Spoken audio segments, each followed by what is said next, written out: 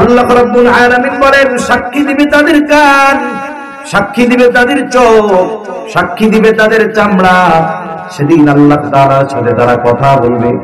60, 70, 80 বছরের হায়াত, এগুলো কোনোদিন কথা বলে নাই, আমাদের কর্মেও কোনোদিন বাধা দেয় নাই। যখন ওই লোক দেখবে তার পা, হাত, চোখ, কান, জবান সব তার বিরুদ্ধে কথা বলে, লোকটা হতভম্ব হয়ে যাবে, হতবাক হয়ে যাবে। এইবার সে প্রশ্ন করবে, ক্বালু লিজুলুদিহিম লিমা শাহিদতুম আলাইনা, কিরে চামড়া, তোমরা কেন আমার বিপক্ষে সাক্ষী দাও? কে তোমাদেরকে কথা বলার ক্ষমতা দিল? সেই দিন অঙ্গ প্রত্যঙ্গ গুলো জবাব দিবে, ক্বালু আনতাকানাল্লাহ, আজকে আমাদের কথা বলার ক্ষমতা যিনি দিয়েছেন তিনি কে? এই বিশ্বাসগুলো যদি অন্তরে রাখা যায়, চিন্তা করা যায়, তাহলে গুনার থেকে বাঁচা সহজ হবে। হাত দিয়ে গুনাহ করার সময় চিন্তা করতে হবে, এই হাত আমার কর্মের কথা আল্লাহ তাআলার কাছে বলে দিবে। গুনার দিকে যাওয়ার সময় চিন্তা করতে হবে, এই পা আল্লাহ তাআলার কাছে বলে দিবে যে আমাকে দিয়ে এইটা গুনার কাছে গেছে। চোখ বলে দিবে আমাকে দিয়ে গুনার এইগুলা দেখছে। কান বলবে যে আমাকে দিয়ে গুনার এই কথাগুলো শ্রবণ করেছে। জবান বলবে আল্লাহ আমাকে দ্বারা সে এই উচ্চারণগুলো করেছে। একটু চিন্তা করে দেখেন, একটু চিন্তা করেন যে আল্লাহ সুবহানাহু ওয়া তাআলা এই কথাগুলো সুস্পষ্টভাবে আমাদের জানিয়ে দিয়েছেন। সুস্পষ্টভাবে এই কথাগুলো যদি সর্বক্ষেত্রে আমি আপনি স্মরণ রাখি, বলেন তো গুনাহ থেকে বাঁচা কঠিন হবে না সহজ হয়ে যাবে? কিন্তু সমস্যা হলো কি জানেন? সমস্যা হলো এই কথাগুলো শয়তান আমাদেরকে ভুলায় দিতে চায়। শয়তান আমাদের ভুলায় দিতে চায়। সে এই দুনিয়ার চাকচিক্য আমাদেরকে দেখায়া পরকালের কথা, পরকালের জবাবদিহিতার কথা আমাদের ভুলায় দিতে চায়। শয়তানের সাথে আমাদের লড়াই, আমাদের দুশ্মনী, আমাদের শত্রুতা। তার টার্গেট হলো আমাদেরকে পাপাচারে লিপ্ত করে জাহান্নামের অতল গহ্বরের বাসিন্দা বানায় দেওয়া। এই মিশন সে দুনিয়ায় আইসা শুরু করে নাই, আসমান থেকেই এই মিশন নিয়ে সে দুনিয়ায় আসছে, ঠিক কিনা বলেন? সেজন্য আমরা গুনাহ থেকে বাঁচার ক্ষেত্রে সবের হবে, সবর অর্জন করব। 3 নাম্বার, সবরুন আনিল মাসায়েব, বিপদ আপদ মুসিবতের ক্ষেত্রে সবর। বিপদ আপদ মুসিবত আল্লাহ তাআলা দিবেন, এটা আল্লাহ তাআলার জানানো কথা। যেহেতু আমরা মুমিন, এই মুমিনের দাবির বিপরীতে আল্লাহ তাআলা আমাদেরকে পরীক্ষা নেওয়ার ঘোষণা দিয়েছেন। আল্লাহ তাআলা বলেন, আহাসিবান নাসু আন ইউতরাকু আন ইয়াকুলু আমান্না ওয়া হুম লা ইফতানুন। আল্লাহ রাব্বুল আলামিন বলেন, মানুষ কি এটা মনে করে নাকি সে নিজেকে বলবে আমি মুমিন আর তাকে পরীক্ষা নেওয়া ব্যতীত ছেড়ে দেওয়া হবে? এটা কখনো হবে না।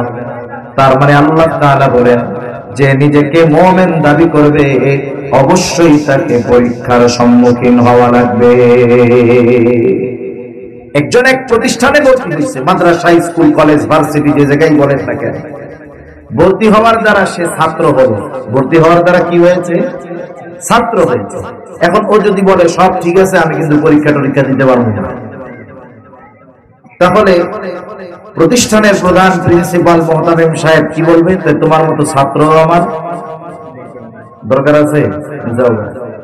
কেউ যদি বলে আমি মুমিন, পরীক্ষা দিতে পারবো না, কাজ হবে না, পরীক্ষা দেওয়াই লাগবে যদি নিজেকে মুমিন বলে দাবি করি। আল্লাহ তাআলা তো মেহেরবান, পরীক্ষা দেওয়া লাগবে এ নোটিশ আগে জানায় দিতেন, সাথে সাথে পরীক্ষার বিষয়গুলো কি হতে পারে আল্লাহ তাআলা তাও জানায় দিতেন। সুবহানাল্লাহ। আল্লাহ রাব্বুল আলামিন বলেন, وَلَنَبْلُوَنَّكُمْ بِشَيْءٍ مِّنَ الْخَوْفِ وَالْجُوعِ وَنَقْصٍ مِّنَ الْأَمْوَالِ وَالْأَنفُسِ وَالثَّمَرَاتِ। আল্লাহ তাআলা বলেন, দুইটা তাকিদ যোগ করে, আমি অবশ্যই তোমাদের পরীক্ষা নিব, তথা মুমিন অবশ্যই তোমার ঈমানের পরীক্ষা নেওয়া হবে। কিসের মাধ্যমে? আল্লাহ তাআলা বলেন, বিশাইইম মিনাল খাউফ, ভয় ভীতির মাধ্যমে মুমিনের ঈমানের পরীক্ষা নেওয়া হবে। পরীক্ষা করা হবে ভয় ভীতির সম্মুখীন হয়ে মুমিন কি ঈমান পরিত্যাগ করে কিনা আল্লাহ তাআলা পরীক্ষা নেবেন। ওয়াল জু, ক্ষুধা অভাব দারিদ্রতা দিয়ে আল্লাহ তাআলা পরীক্ষা নেবেন যে দারিদ্রতার কারণে অভাবের কারণে মুমিন কি ঈমান থেকে বিচ্যুত হয়ে যায় কিনা। এই জন্য অনেক সময় দিনদার মুত্তাকি পরহেজগার মানুষ বিপদ আপদ মুসিবতে পড়ে কি পড়ে না, অভাবের মধ্যে পড়ে কি পড়ে না। সেজন্য কোন মুমিন যদি কোন সময় ভয় ভীতির সম্মুখীন হয়, কোন সময় যদি অভাব দারিদ্রতার সম্মুখীন হয়, বুঝতে হবে হয়তো আল্লাহ তাআলা ওই মুমিন বান্দার পরীক্ষা নিচ্ছে। আচ্ছা, পরীক্ষার মাধ্যমে শুধু যে ফেল হয় তা না, পরীক্ষার মাধ্যমে কিন্তু যখন যাওয়ার রাস্তা বলে দিয়েছে আগের চাইতে সহজ হয়েছে কি হয় নাই? যাওয়ার পরে দেখবে কি যা এই ঢাকা আসা এত সহজ, এটার লেগে ভয় পাইছিলাম। তাহলে আদেশ করার সাথে সাথে আদেশ পালনের মান্য করার পদ্ধতি যদি বলে দেওয়া হয়, ওই আদেশ পালন করা সহজ নয়। আল্লাহ তাআলা শুধু আদেশ করেন তা না, আদেশের সাথে সাথে ওই আদেশ বাস্তবায়নের পদ্ধতিগুলো আল্লাহ তাআলা বলে দেন। সুবহানাল্লাহ। কেমনে মুত্তাকি হব? আল্লাহ তাআলা এক জায়গায় বলেন, ইয়া আইয়ুহাল্লাযীনা আমানুত্তাকুল্লাহ ওয়া কুনু মা'আস সাদিকিন। হে ঈমানদারেরা, তোমরা মুত্তাকি হও। আমরা যদি জিজ্ঞাসা করি আল্লাহ কেমনে মুত্তাকি হব, আল্লাহ তাআলা বলেন ওয়া কুনু মা'আস সাদিকিন, তোমরা সত্যবাদীদের সঙ্গী হয়ে যাও। আরেক জায়গায় আল্লাহ তাআলা বলেন ইয়া আইয়ুহাল্লাযীনা আমানুত্তাকুল্লাহ, হে ঈমানদারেরা তোমরা মুত্তাকি হও, আল্লাহ তাআলাকে ভয় করো। কেমনে করব? আল্লাহ তাআলা বলেন ওয়া কুলু কওলান সাদীদা, তোমরা সত্য কথা বলো, সোজা কথা বলো। আরেক জায়গায় আল্লাহ তাআলা বলেন ইয়া আইয়ুহাল্লাযীনা আমানুত্তাকুল্লাহ, হে ঈমানদারেরা তোমরা আল্লাহ তাআলাকে ভয় করো। আমরা যদি প্রশ্ন করি আল্লাহ কেমনে আপনাকে ভয় করব, আল্লাহ তাআলা বলেন ওয়াল তানজুর নাফসুম মা কদ্দামাত লিগাদ, তুমি তোমার আগামীর দিকে নজর দাও, তুমি আগামীর জন্য কি প্রেরণ করেছো। মানে তুমি তোমার নিজের দিকে নজর দাও, একটু হিসাব করো যে আখিরাতের জন্য কি প্রেরণ করেছো, এই হিসাব করো। মানুষের জীবনের সাথে মানুষের নিজের সাথে নিজের একটা হিসাব আছে। বুজুর্গানে দিন বলে এটা হলো মুহাসাবা। প্রতিদিন রাতের বেলা শোয়ার সময় নিজের সাথে নিজে একটু হিসাব করা। আপনাদের এই ভুয়াপুর বড় বাজার না, বড় বাজারে বড় বড় ব্যবসায়ী আছে না, আছে তো? এই বড় ব্যবসায়ীরা দেখবেন রাত 10টায় যদি বাড়িতে ফিরে 9টার সময় দোকানে শাটার নামায় যায়। 1 ঘন্টা কি ভেতরে বসে নফল নামাজ পড়ে নাকি? না, কি করে? হিসাব নিকাশ করে, আজকে বেচলাম কত, মাল রাখলাম কত টাকার, বাকি গেল কত টাকা। যে যে ব্যবসা করে তার সেই ব্যবসার একটা হিসাব আছে। উনি হিসাব করছে যে আজকে আমার বেচা কেনা হয়েছে 1 লাখ। উনি যেই আইটেমের ব্যবসা করে ওনার ওইখানে লাভ মনে করেন 20%, তাহলে 1 লাখ যদি বিক্রয় হয় লাভ হয়েছে কত? 20,000। কিন্তু বাকির হিসাব করে দেখে বাকি গেছে 25,000। এখন আমারে বলেন তো আজকের দিনের লাভ কি ওনার কাছে আছে? লাভও পাবলিকের পকেটে, আসল থেকেও আরো 5,000 পাবলিকের পকেটে। এখন উনি চিন্তা করতেছে আমার দৈনিক 20,000 লাভ করার দরকার নাই, আমি 25,000 বাদ দিয়া 25,000-এর 5,000 লাভ কম হোক, 75,000 বেচমু, কিন্তু 15,000 নগদ লাভ থাক।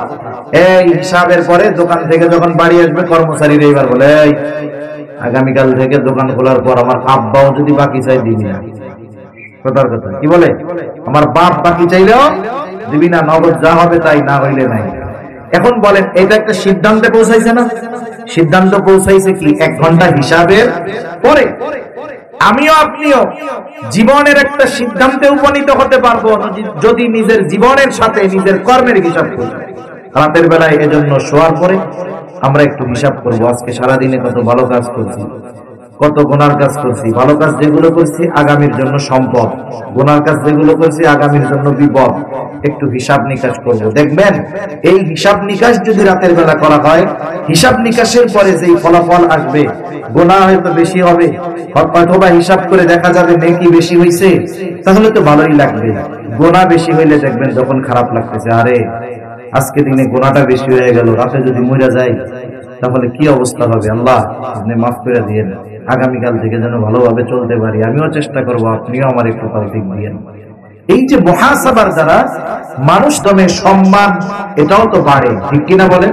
পরীক্ষায় যদি কেউ পাস করে তাহলে তার সম্মান বাড়ে, পরীক্ষায় যদি ফেল করে তাহলে সে লজ্জিত হয়। সেজন্য পরীক্ষা নেওয়ার সময় মনে করার সুযোগ নাই যে আল্লাহ তাআলা ভয় দিয়ে অভাব দিয়ে পরীক্ষা নিচ্ছেন, এই জন্য মনে হয় তাদেরকে ভালোবাসেন, এটা ভাবার কোনো সুযোগ নাই। বরং হতে পারে ওই মুসিবত, ওই পরীক্ষার মাধ্যমে আল্লাহ তাআলা ওই মুমিনের সম্মানকে আরো বাড়ায়া দিতে চান। 3 নম্বরে আল্লাহ তাআলা বলেন পরীক্ষা নেওয়া হবে ওয়ানাকাসিম মিনাল আমওয়াল, মালের লস, মালের ক্ষতির মাধ্যমে পরীক্ষা নেওয়া হবে। ওয়াল আনফুস, জীবনের ক্ষতির মাধ্যমে পরীক্ষা নেওয়া হবে। মুফাসসিরিনে কেরাম বলেন জীবনের ক্ষতি দুই ভাবে হয়, একটা হলো নিজের জানের ক্ষতি, আর একটা হলো আপনজনের জানের ক্ষতি। তাহলে জানের ক্ষতির মাধ্যমে পরীক্ষা নেওয়া হবে, ওয়াসসামারাত, ফল ফসলের ক্ষতির মাধ্যমে পরীক্ষা নেওয়া হবে। আল্লাহ তাআলা বড় মেহেরবান, বান্দার পরীক্ষা নেন ঠিক, কিন্তু চান না তার নেওয়া এই পরীক্ষায় তার বান্দা ফেল যায়। আল্লাহ পরীক্ষা নেন কিন্তু চান না বান্দা পরীক্ষায় ফেল যায়। শিক্ষা প্রতিষ্ঠানে পরীক্ষা হয়, প্রথম সাময়িক, দ্বিতীয় সাময়িক, বার্ষিক পরীক্ষা। মনে করেন পরীক্ষা যখন নেওয়া হয়, কোন ওস্তাদ, কোন শিক্ষক, কোন হুজুর, কোন টিচার সে কি চায় যে আমার ছাত্রগুলো সব ফেল যায়? কেউ চায় নাকি? বরং কি চায়? সবগুলো পাস করুক। যেই স্যার যেই সাবজেক্ট পড়ায় ওই সাবজেক্টে যদি সবাই A+ পায়, উনি পরের দিন খুব মুড মজার নিয়ে টিচারদের রুমে ঢুকে আর কি দেখছেন কি পড়ানটা পড়াইছে, সবগুলো গোল্ডেন A+। আরো খুশি হয় না বেজার হয়? খুশি হয়। ওস্তাদ পরীক্ষা নেন ঠিক, কিন্তু চান না ছাত্র পরীক্ষায় ফেল যাক। এটা ছাত্রের প্রতি ওস্তাদের মহব্বত, ভালোবাসার কারণে। ওস্তাদ ছাত্রকে ভালোবাসার কারণে পরীক্ষা নেওয়ার পরেও চান না পরীক্ষায় ফেল যাক। ওই ওস্তাদ ছাত্রকে যত বেশি ভালোবাসে, বলেন তো তার চাইতে বেশি ভালোবাসেন কে? আল্লাহ তার বান্দাকে কত ভালোবাসে এটা দুনিয়ার কোন ক্যালকুলেটর দিয়ে এ ভালোবাসার পরিমাপ করা সম্ভব নয়। আল্লাহ রাব্বুল আলামিনও পরীক্ষা নেন, বালা মুসিবত দেন ঠিক, সাথে সাথে এটাও চান যে আমার বান্দা যেন পরীক্ষায় ফেল না যায়। এই জন্য আল্লাহ তাআলা বান্দাকে জানায় দেন, যখন মুসিবতে পড়বা, বিপদ আপদের মধ্যে পড়বা, কি করবা আল্লাহ তাআলা সেটা জানায় দেন।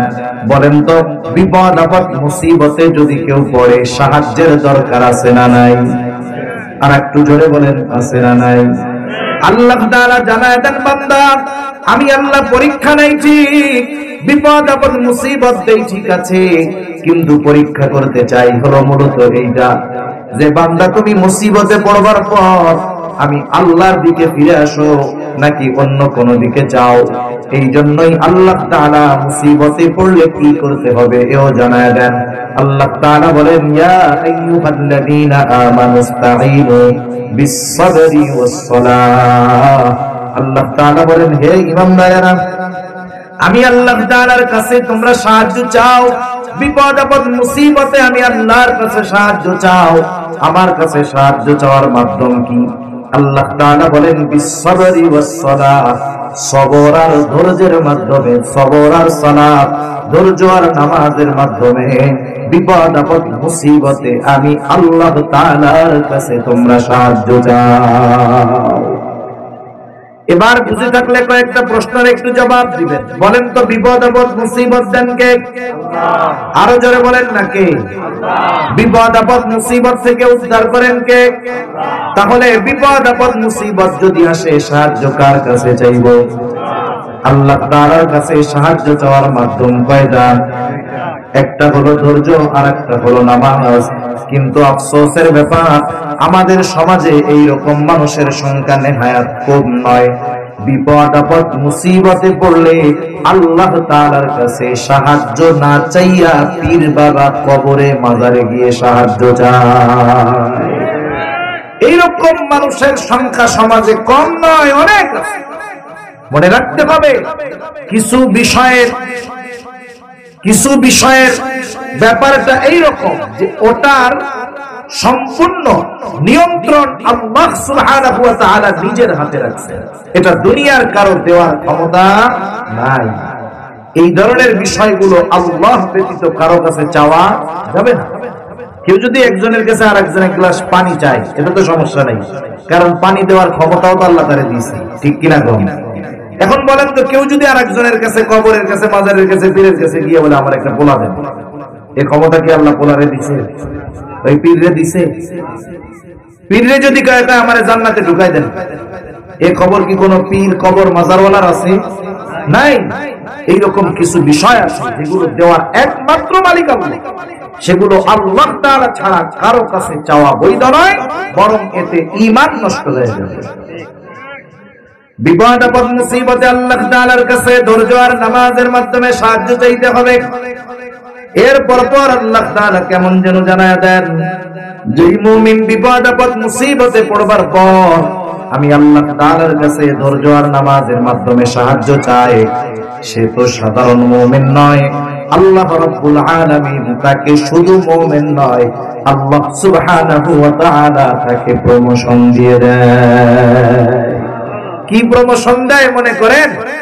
আমাদের পুলিশ প্রধান যিনি, পুলিশ প্রধান থেকে নিয়ে একেবারে নিম্ন পদস্থ যেই পুলিশ কর্মকর্তা আছে, সবাই তো পুলিশ নাকি অন্য কিছু? আবার সবাই পুলিশ না? কিন্তু বলেন তো, ওই হাবিলদার পুলিশ আর যিনি ডিআইজি পুলিশ, দুজনের মধ্যে তফাৎ আছে না? VIP, DIG VIP. এখন বলেন তো, আইজি তো পুলিশ প্রধান, সে তো সর্বোচ্চ ভিআইপি, সেও পুলিশ, একেবারে হাবিলদার পুলিশ।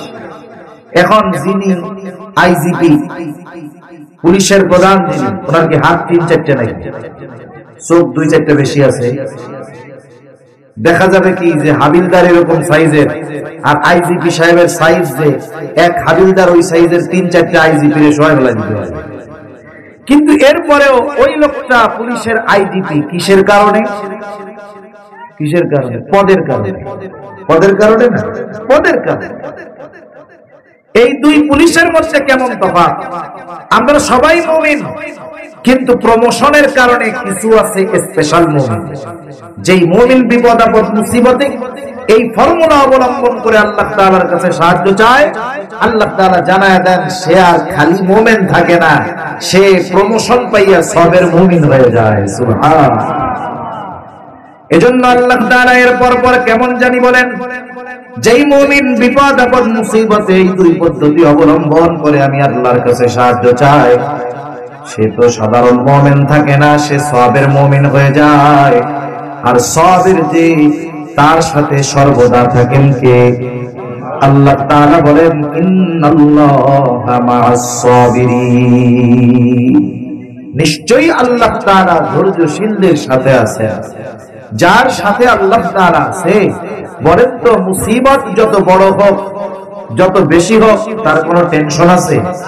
বিপদ যত কাছে হোক, কোনো ভয় আছে? তাহলে আল্লাহ সুবহানাহু ওয়া তাআলার কাছে বিপদ আপদ মুসিবতে যদি আমরা আল্লাহর দিকে ফিরে যাই, তাহলে বিপদ আপদ মুসিবতের ক্ষেত্রে সবর অর্জন করা হয়ে যাবে। সুবহানাল্লাহ। দেখেন মুসা আলাইহিস সালাম বনি ইসরাঈলদেরকে নিয়ে সাগরের পাড়ে, দেখতেছে যে ফেরাউনের বাহিনী একেবারে কাছে চলে আসতেছে। মুসা আলাইহিস সালামের উম্মতেরা বলতেছে, ইন্না লামুদরাকুন, মুসা আমরা ধরা পড়ে গিয়েছি, শত্রু এত কাছে, বাঁচার আর কোনো উপায় নাই, হয়তো ফেরাউনের বাহিনীর হাতে মরতে হবে, নাইলে সমুদ্রের মধ্যে পড়ে মরতে হবে। মুসা আলাইহিস সালাম তাদের এই কথার জবাবে বললেন, কাল্লা, কখনোই ধরা পড়ব না, ধরা পড়ব না। এর কারণ কি? মুসা আলাইহিস সালাম বললেন, ইন্না মাইয়া রাব্বি, ধরা পড়ব না এই কারণে আমার রব আমার সাথে আছে। মুসিবত কত কাছে, কিন্তু সাথে তো রব আছে, কোনো চিন্তা নাই। আর রব তাদের সাথেই থাকেন যারা সবের মুমিন হতে পারে। তাহলে আসেন আমরা আবার একটু পেছনের দিকে যাই। সূরা আলে ইমরানের 200 নম্বর আয়াতের আলোকে সফল মুমিন হওয়ার জন্য কয়টা গুণ দরকার? 4টা গুণ। 1 নাম্বার হলো আল্লাহ তাআলা বলেন ইসবিরু, বান্দা সবর করো। সবর হবে 3 জায়গায়। সবর হবে ইবাদতের মধ্যে, সবর হবে গুনাহ থেকে বাঁচার মধ্যে, 3 নাম্বার সবর হবে বিপদ আপদ মুসিবতে। বলেন তো এই সবর মাঝে মধ্যে করব, মাঝে মধ্যে ছাড়বো, এটা বলে হবে নাকি? এজন্য আল্লাহ তাআলা স্পেশাল ভাবে পরের গুণের কথা বলেন, ওয়াসাবিরু, বান্দা সবরের উপরে অটল থাকবা। কতদিন থাকবা? বেঁচে থাকবা যতদিন, ইবাদত যতদিন, সবরের উপরে অটল থাকবা ততদিন। আর ইবাদত কতদিন? আল্লাহ তাআলা বলেন ওয়া'বুদ রাব্বাকা হাত্তা ইয়াতিয়াকাল ইয়াকিন। আপনি আপনার রবের ইবাদত করেন দৃঢ় সত্যের আগমন পর্যন্ত, অর্থাৎ মৃত্যু পর্যন্ত রবের ইবাদত। ওই মৃত্যু পর্যন্ত আমরা সর্ব অবস্থায় সবরের উপরে থাকবো ইনশাআল্লাহ। তাহলে 1 নাম্বার সবর করো, 2 নাম্বার সবরের উপরে অটল থাকো, 3 নাম্বার রাবিতু, সর্বদা জিহাদের জন্য প্রস্তুত থাকো, শত্রুর সাথে লড়াইয়ের জন্য তৈরি থাকো। দেখেন আজকে ফিলিস্তিনের অবস্থা, মুসলমানদের কি অবস্থা? এই ফিলিস্তিনের মজলুম মুসলমানদের উপরে নির্বিচারে গোটা দুনিয়ার ইসলাম বিদ্বেষীরা জুলুম অত্যাচারের স্টিমরালার চালাইতেছে, ঠিক কিনা বলেন? কিন্তু এই ফিলিস্তিনের মর্দে মুজাহিদেরা সর্বদা প্রস্তুত ছিল যে আমরা আমাদের জীবন দিয়ে হলেও ওই জালেমদের, পাপীদের পদাচারণা থেকে আমাদের এই ভূমিকে রক্ষার জন্য আমরা আমাদের জীবন দিয়ে দিব, প্রস্তুত ছিল। এই জন্য তাকায় দেখেন, গড়ে গোটা দুনিয়ার কুফরি শক্তি একদিকে যাবার পরেও ওই সামান্য ফিলিস্তিনের হামাস বাহিনীর সাথে কুলায়া উঠতে পারে নাই, বরং একেবারে দুর্বল ছোট ছোট অস্ত্রের মাধ্যমে ইসরায়েলি বাহিনীর বড় বড় সামরিক যানের ক্ষতি তারা করে দিয়েছে। তারা প্রস্তুত সর্ব অবস্থায়। তাদের প্রস্তুতি কতটা গভীর! ছোট ছোট বাচ্চারা জিহাদের জন্য প্রস্তুত, ছোট ছোট বাচ্চা হাতের মধ্যে, পায়ের মধ্যে, গায়ের মধ্যে নাম ঠিকানা লেখা রাখে, কারণ ওরা জানে যে কোনো মুহূর্তেই বোমা বর্ষণ হতে পারে, আমাদের উপরে গুলি বর্ষণ হতে পারে। ছোট ছোট বাচ্চারাও কেমন প্রস্তুত যে কখনো যদি গুলির আঘাতে, বোমার আঘাতে মারা যায়, শরীরটা যদি ছিন্ন বিচ্ছিন্ন হয়ে যায়, আমার এই শরীরের মধ্যে লেখা নামটা দেখে আমার দেহটাকে যেন শনাক্ত করতে পারে। এমন ভাবে ছোট ছোট বাচ্চারাও যুদ্ধের জন্য প্রস্তুত। আর আমাদের অবস্থা তো কি? আমাদেরকে তো পশ্চিমা বিশ্ব আমাদের মিডিয়ার মাধ্যমে আমাদের কর্ণকুহরে ঢুকায় দিচ্ছে, জিহাদ মানে সন্ত্রাস, জিহাদ মানে জঙ্গি, জিহাদ মানে বোমা হামলা, জিহাদি মানে সন্ত্রাসী। এ কথা ঢুকায় দিচ্ছে না আমাদের কানের মধ্যে? কেন ঢুকাইছে জানেন? যদি ভালো মতো সবার কানে জিহাদের ব্যাপারে কথা বলতে বলতে জিহাদ বিদ্বেষ বানায় দেওয়া যায়, তাহলে মুসলমানদের পতন ঘটাতে ওদের বেশি সময় লাগবে না। মনে রাখবেন, আমরা মুসলমান। জিহাদ মানে সন্ত্রাস নয়, জিহাদ মানে অন্যের ভূমি দখল নয়, জিহাদ মানে অন্যের সম্পদ দখল করা নয়, অন্যের ভূখণ্ড কেড়ে নেওয়া নয়, বরং জুলুমের অবসান একমাত্র ঘটতে পারে জিহাদের মাধ্যমে, ঠিক কিনা বলুন? যেটা গোটা দুনিয়াকে দেখিয়ে দিয়েছে আফগানিস্তান। আফগানিস্তান দেখেন, দেখো গোটা দুনিয়ার সব শক্তি একদিকে চলে গেছে, আর আমরা এই জালেমদের বিরুদ্ধে আল্লাহর উপরে ভরসা রেখে জিহাদ ফি সাবিলিল্লাহ চালায় গেছি। ওই জুলুমবাজেরা রাতের আধারে পালাতে বাধ্য হয়েছে, ঠিক কিনা বলেন? এজন্য আমাদেরও প্রস্তুত থাকতে হবে। জিহাদ মানে এটা নয় যে আমি আরেকজনকে গিয়ে আমার ভিন্ন মতাদর্শী মেরে দিলাম, তা নয়। কিন্তু আমার উপরে যখন আঘাত আসবে, এই আঘাত প্রতিহত করার জন্য তো আমাকে প্রস্তুত থাকতে হবে, ঠিক কিনা বলেন? আমার দ্বীনের উপরে যখন আঘাত আসবে, তখন এই আঘাত প্রতিহত করার জন্য আমাকে আপনাকে প্রস্তুত থাকতে হবে। এখন বলেন, আমাদের অবস্থা হলো কি? যে মুসলমান, ওদেরকে পিটাবো, ব্যথা পাবি, কিন্তু উহু আহা বলতে পারবি না। উহুয়াও বলা যাবে না, অবস্থা এরকম হয়ে গেছে। এজন্য জিহাদের সঠিক ব্যাখ্যা, বিশ্লেষণ, আলোচনা সমাজে দরকার, যাতে করে জিহাদ শব্দটাকে অপব্যাখ্যা না করে সরলমনা মুসলমানদেরকে জিহাদ বিদ্বেষী হিসাবে গড়ে তোলার সুযোগ ওই কাফেররা যেন না পায়। ঠিক কিনা বলে? এজন্য আমাদের জিহাদের জন্য প্রস্তুত থাকতে হবে। মনে করেন আমাদের এই ভূখণ্ড যদি কেউ কেড়ে নিতে চায়, স্বাধীনতা যুদ্ধে আমাদের মুক্তিযোদ্ধারা জীবন উৎসর্গ করেছে, মুমিন যারা আল্লাহ তাআলা তাদেরকে শাহাদাতের দরওয়াজা দান করুন, জোরে বলি আমিন। এখন এই ভূখণ্ড যদি কেউ কেড়ে নিতে চায়, আমরা তাদের ছেড়ে দিব? জোরে বলেন, ছেড়ে দিব? একটু চিন্তা করে দেখেন, আমরা আমাদের সন্তানদেরকে যদি একটু ট্রেনিং ম্যান্ডিং করাই, বলবো যে জঙ্গিবাদী শিখাই দিচ্ছে। কিন্তু এই ইসরায়েল, আপনারা হয়তো জেনে থাকবেন, এমন এক দেশ যে দেশে প্রাপ্তবয়স্ক যারা সকলেই সামরিক ট্রেনিং নেওয়া, যারা প্রাপ্তবয়স্ক সকলেই সামরিক ট্রেনিং নেওয়া। এখন আমাদের দেশে যদি আমাদের গভর্নমেন্ট ওই সিস্টেম চালু করে যে দেশ প্রতিরক্ষার সময় মনে করেন সেনাবাহিনী লড়াই করবে, পুলিশ বাহিনী লড়াই করবে, বিডিআর লড়াই করবে, নৌবাহিনী লড়াই করবে, বিমান বাহিনী লড়াই করবে, কিন্তু এই সংখ্যাটা তো অনেক নয়, যুদ্ধের ময়দানে আরো সৈন্য দরকার। এই চিন্তা করে যদি আমাদের দেশের মাননীয় প্রধানমন্ত্রী সহ রাষ্ট্র পরিচালনায় যারা আছে, ওনারা যদি এই স্কিম হাতে নেয় যে আমাদের দেশেও যারা প্রাপ্তবয়স্ক হবে কমপক্ষে 1-1.5 বছর সামরিক ট্রেনিং নিতে হবে, দেশের কল্যাণে যদি এই কাজ করে, দেখবেন যেহেতু মুসলিম কান্ট্রি, ওই বহির্বিশ্বের শয়তানগুলো বলবে প্রধানমন্ত্রী জঙ্গি বানাই দিয়েছে। ঠিক কিনা বলেন? অথচ দেখেন তারা ফিলিস্তিন দখলের জন্য তাদের প্রাপ্তবয়স্ককে রাষ্ট্রীয় তত্ত্বাবধানে সামরিক ট্রেনিং দিয়ে প্রস্তুত করে রাখছে। এটা প্রত্যেকটা দেশের দরকার। ইসলাম এ শিক্ষাই দেয় যে সর্বদা প্রস্তুত থাকতে হবে যুদ্ধের ময়দানে। কখন কার বিরুদ্ধে লড়াই করতে হয় বলা যায় না, বলা যায় না। ওই ফিলিস্তিনের অবস্থা আজকে যেমন, বলা যায় না আগামী দিন আমাদের দেশের অবস্থাও যদি কেউ এরকম করতে চায়, তখন যদি আমরা প্রস্তুত না থাকি তাহলে তো লড়াই করতে পারবো না। ঠিক কিনা বলেন? এজন্য রাষ্ট্রীয়ভাবে ব্যবস্থা করার দরকার, ওদের থেকে কিছু বিষয়ের শিক্ষা নেওয়ার দরকার, নাইলে এর পরিণতি হয়তো আমাদের জন্য কঠিন হয়ে যেতে পারে। যাই হোক, রাষ্ট্র থেকে যদি সেই প্রস্তুতি নাও থাকে, আমরা আমাদের অন্তর দিয়ে হলেও সর্বদা দ্বীন ইসলাম, দেশ রক্ষার্থে জীবন দিতে প্রস্তুত থাকবো ইনশাআল্লাহ। 4 নম্বর, আত্তাকুল্লাহ, আল্লাহ তাআলাকে ভয় করো, মুত্তাকি হও, পরহেজগার হও। মুত্তাকি হলো তারা গুনাহ থেকে মূলত বাঁচে যারা। কোন ব্যক্তি ইবাদতের মাধ্যমে আবেদ হতে পারে না, গুনাহ ছাড়ার মাধ্যমে আবেদ হয়। এজন্য আবু হুরায়রা রাদিয়াল্লাহু তাআলা আনহু কে রাসূলুল্লাহ সাল্লাল্লাহু আলাইহি ওয়াসাল্লাম বলেন, আবু হুরায়রা, ইত্তাকিল মাহারিমা তাকুন আ'বাদান নাস। আবু হুরায়রা, তুমি নিষিদ্ধ বিষয়গুলো ছেড়ে দাও, পাপ ছেড়ে দাও, তুমি মানুষের মধ্যে বড় আবেদ হয়ে যাও।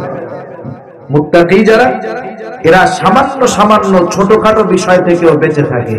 আর আল্লাহ সুবহানাহু ওয়া তাআলা বলেন, তোমরা পরিপূর্ণ মুত্তাকি না হয়ে তোমরা মরো না। ইয়া আইয়ুহাল্লাযীনা আমানুত্তাকুল্লাহ হাক্কা তুকাতিহি, হে ঈমানদারেরা, তোমরা আল্লাহ তাআলাকে ভয় করো, ভয় করার মতো যথাযথভাবে ভয় করো, আর পরিপূর্ণ মুসলমান না হয়ে তোমরা মরো না। তার মানে মুত্তাকি না হলে পরিপূর্ণ মুসলমান হওয়া যায় না। আল্লাহ সুবহানাহু ওয়া তাআলার বান্দার প্রতি অন্যতম এক ইহসান হলো, আল্লাহ তাআলা শুধু নির্দেশ করেন তা নয়, বরং ওই নির্দেশ মান্য করার পদ্ধতিগুলো আল্লাহ তাআলা আমাদেরকে বলে দেন। যেমন মুত্তাকি হতে বলেছেন আল্লাহ তাআলা। এখন মুত্তাকি কেমনে হওয়া যায়?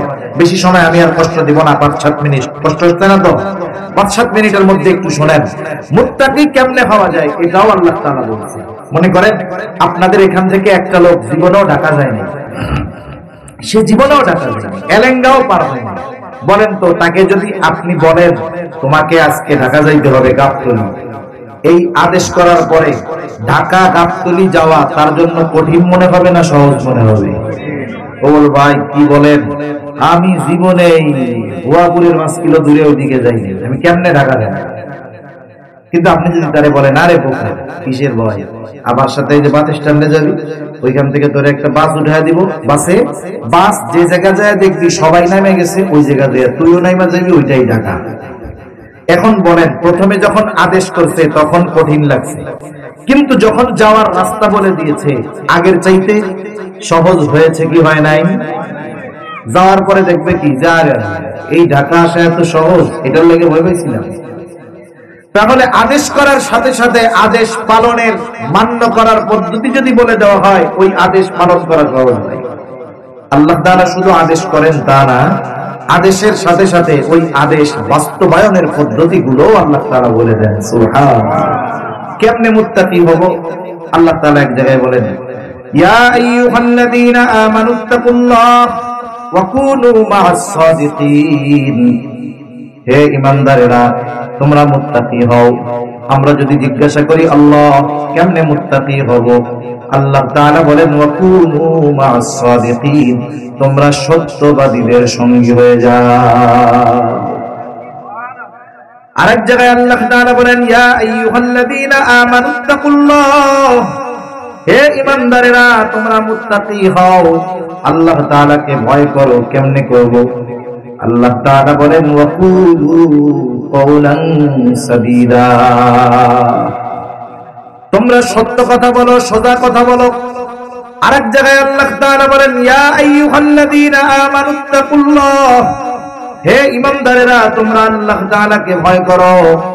আমরা যদি প্রশ্ন করি আল্লাহ কেমনে আপনাকে ভয় করব, আল্লাহ তাআলা বলেন ওয়াল তানজুর নাফসুম মা কদ্দামাত লিগাদ, তুমি তোমার আগামীর দিকে নজর দাও, তুমি আগামীর জন্য কি প্রেরণ করেছো। মানে তুমি তোমার নিজের দিকে নজর দাও, একটু হিসাব করো যে আখিরাতের জন্য কি প্রেরণ করেছো, এই হিসাব করো। মানুষের জীবনের সাথে, মানুষের নিজের সাথে নিজের একটা হিসাব আছে। বুজুর্গানে দিন বলে এটা হলো মুহাসাবা। প্রতিদিন রাতের বেলা শোয়ার সময় নিজের সাথে নিজে একটু হিসাব করা। আপনাদের এই ভুয়াপুর বড় বাজার না, বড় বাজারে বড় বড় ব্যবসায়ী আছে না, আছে তো? ওই বড় ব্যবসায়ীরা দেখবেন রাত 10টায় যদি বাড়িতে ফিরে 9টার সময় দোকানে সাড়ান নামায় যায়। 1 ঘন্টা কি ভেতরে বসে নফল নামাজ পড়ে নাকি? না, কি করে? হিসাব নিকাশ করে, আজকে বেচলাম কত, মাল রাখলাম কত টাকার, বাকি গেল কত টাকা। যে যে ব্যবসা করে তার সেই ব্যবসার একটা হিসাব আছে। উনি হিসাব করছে যে আজকে আমার বেচা কেনা হয়েছে 1 লাখ। উনি যেই আইটেমের ব্যবসা করে ওনার ওইখানে লাভ মনে করেন 20%, তাহলে 1 লাখ যদি বিক্রয় হয় লাভ হয়েছে কত? 20,000। কিন্তু বাকির হিসাব করে দেখে বাকি গেছে 25,000। এখন আমারে বলেন তো আজকের দিনের লাভ কি ওনার কাছে আছে? লাভও পাবলিকের পকেটে, আসল থেকেও আরো 5,000 পাবলিকের পকেটে। এখন উনি চিন্তা করতেছে আমার দৈনিক 20,000 লাভ করার দরকার নাই, আমি 25,000 বাদ দিয়া 25,000-এর 5,000 লাভ কম হোক, 75,000 বেচমু, কিন্তু 15,000 নগদ লাভ থাক। এই হিসাবের পরে দোকান থেকে যখন বাড়ি আসবে কর্মচারীরা এবার বলে, এই আগামীকাল থেকে দোকান খোলার পর আমার আব্বাও যদি বাকি চাই দিবি না। কথার কথা কি বলে, আমার বাপ বাকি চাইলেও দিবি না, নগদ যা হবে তাই, না হইলে নাই। এখন বলেন এটা একটা সিদ্ধান্তে পৌঁছাইছে না? সিদ্ধান্ত পৌঁছাইছে কি 1 ঘন্টা হিসাবের পরে। আমিও আপনিও জীবনের একটা সিদ্ধান্তে উপনীত হতে পারবো যদি নিজের জীবনের সাথে নিজের কর্মের হিসাব করি। রাতের বেলায় এজন্য শোয়ার পরে আমরা একটু হিসাব করব, আজকে সারাদিনে কত ভালো কাজ করছি, কত গুনার কাজ করছি। ভালো কাজ যেগুলো করছি আগামীর জন্য সম্পদ, গুনার কাজ যেগুলো করছি আগামীর জন্য বিপদ। একটু হিসাব নিকাশ করব। দেখবেন এই হিসাব নিকাশ যদি রাতের বেলা করা হয়, হিসাব নিকাশের পরে যেই ফলাফল আসবে, গুনাহ হয়তো বেশি হবে অথবা হিসাব করে দেখা যাবে নেকি বেশি হয়েছে, তাহলে তো ভালোই লাগবে। গুনাহ বেশি হইলে দেখবেন যখন খারাপ লাগতেছে, আরে আজকে দিনে গুনাহটা বেশি হয়ে গেল, রাতে যদি মরে যাই তাহলে কি অবস্থা হবে। আল্লাহ আপনি মাফ করে দিয়েন, আগামীকাল থেকে যেন ভালোভাবে চলতে পারি। আমিও চেষ্টা করবো, আপনিও আমার একটু তৌফিক দিয়েন। এই যে মুহাসাবার দ্বারা মানুষ